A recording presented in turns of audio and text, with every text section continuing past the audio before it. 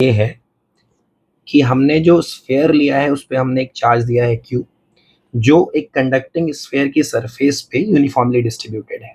ठीक है, अब हमने क्या किया कि हमने इस स्फेयर को दो पार्ट्स में कट कर दिया। ऐसा समझो कि ये एक्स वाई वाली लाइन से। तो ऐसे में क्या होगा, जो चार्ज लेफ्ट साइड में होगा Q/2 वो राइट साइड वाले Q/2 चार्ज को बाहर की तरफ ढकेलेगा, और इस वजह से दोनों चार्जेस, दोनों पोर्शंस एक दूसरे से अलग होने का प्रयास करेंगे। ये अलग हो जाते यदि मैं इसका इलाज नहीं करता।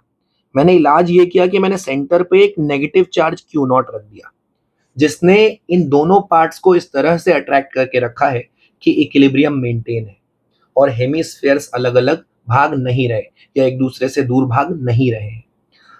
ऐसे में आपको बताना है कि Q0 पर क्या लिमिटेशन होनी चाहिए, या Q0 जो सेंटर पे रखा है, ऑफ कोर्स नेगेटिव चार्ज, उसकी क्या वैल्यूज यहाँ पे होनी चाहिए, उसके मैग्नीट्यूड वाइज उसके पास क्या वैल्यू होनी चाहिए, जिससे वो दोनों स्फीयर्स को जो अब कट किए जा चुके हैं उन्हें पकड़ के रख सके। बहुत कायदे का सवाल है, सुनो। हमने अभी अभी डिस्कस किया है ऊपर कि इलेक्ट्रोस्टैटिक प्रेशर नाम की एक चीज होती है।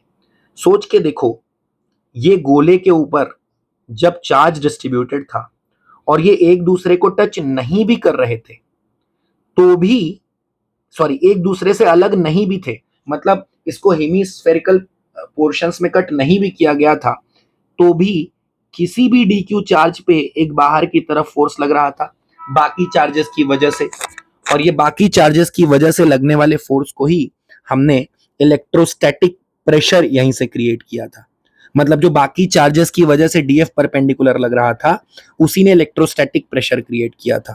अब अगर इसका चार्ज, इसका सरफेस एरिया DS है, तो आपने प्रेशर क्रिएट किया था DF perpendicular divided by DS, that was electrostatic pressure. अब मैं ये कह रहा कि अगर इस पोर्शन को कट भी कर दिया जाए तो जब तक सिस्टम एक दूसरे से ड्रिफ्ट नहीं कर जाता, जो कि नहीं कर रहा है यहां पे, तब तक चार्जेस का डिस्ट्रीब्यूशन चेंज नहीं हो रहा है। और अगर चार्जेस का डिस्ट्रीब्यूशन चेंज नहीं हो रहा है तो किसी भी स्मॉल सरफेस DS पे लगने वाला फोर्स DF परपेंडिकुलर चेंज नहीं हो रहा है।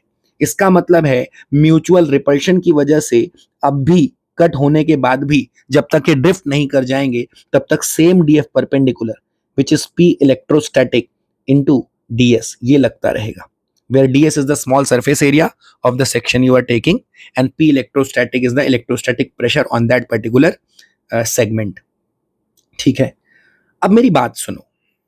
अगर आपने यहां पे एक -Q0 चार्ज रख दिया और इस -Q0 की वजह से आप किसी एलिमेंट DS को बैलेंस कर पाए, या इस एलिमेंट DS पर जो चार्ज DQ है, जो F परपेंडिकुलर या DF परपेंडिकुलर की वजह से बाहर भागने का प्रयास कर रहा है इलेक्ट्रोस्टैटिक रिपल्शन की वजह से, अगर ये Q0 जो सेंटर पे रखा है इस DQ को इतने फोर्स से खींच पाया कि ये इस DS वाले चार्ज को बाहर ना भागने दे, या इसके DF परपेंडिकुलर को कैंसिल आउट कर दे, तो वो सारे DF परपेंडिकुलर को कैंसिल आउट कर देगा।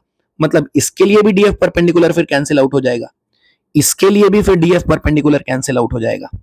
और अगर ऐसा हो गया तो फिर Q0 इन सबको एक साथ जोड़ के रख सकता है। यानी कि अगर मुझे इक्विलिब्रियम मेंटेन करना है तो मुझे किसी एक DS से शुरुआत करनी होगी, और इस पे जो DF परपेंडिकुलर लगता है इलेक्ट्रोस्टैटिक रिपल्शन की वजह से, उसको C पर रखा जो चार्ज -Q0 है, उसकी वजह से जो अट्रैक्शन जनरेट होगा, F इसको डैश मान लेते हैं, उसके बराबर कर देना है। अब सोचो यहाँ पे DQ चार्ज है, तो F डैश का मैग्नीट्यूड कितना होगा? अगर यहाँ पे चार्ज Q0 का चार्ज का मैग्नीट्यूड Q0 है सेंटर पे, और ये रेडियस R है, तो जो F डैश है उसका मैग्नीट्यूड कितना होगा बेटा? उसका मैग्नीट्यूड होगा K into Q0 into DQ divided by R square.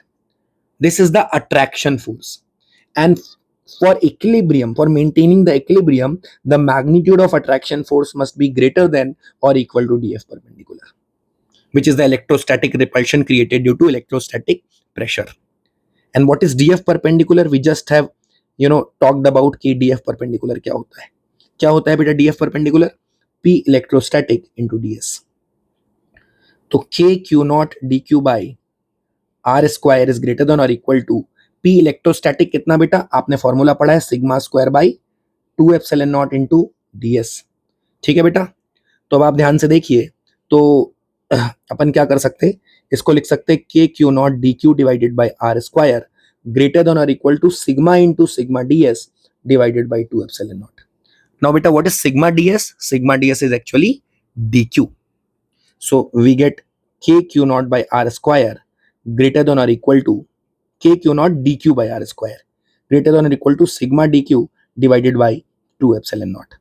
Now dq gets cancelled, तो और k को रख दो 1/4 pi epsilon naught into q naught by r square greater than or equal to sigma की वैल्यू कितनी हो जाएगी बेटा, charge on the ring q divided by, sorry, charge on the ring नहीं, charge on the sphere q divided by surface area of the sphere 4 pi capital R square into 2 epsilon naught. अब आप ध्यान से देखें तो 4 pi cut गया, epsilon naught cut गया, R square cut गया, तो q naught की वैल्यू आई ग्रेटर देन और इक्वल टू q by 2। यानी मैग्नीट्यूड वाइज जो सेंटर पे चार्ज रखा है, यदि वो रिंग के चार्ज के आधे, सॉरी स्फीयर पे जो चार्ज है q उसके आधे से ज्यादा मैग्नीट्यूड का है, तो वो दोनों स्फीयर्स को पकड़ के रख सकता है, स्फीयर्स को कट होने के बाद भी, हेमी स्फीयर्स को कट होने के बाद भी वो ड्रिफ्ट अवे नहीं होने देगा। So what is the limitation on the central charge magnitude, that should be greater than और equal to q sphere total divided by 2।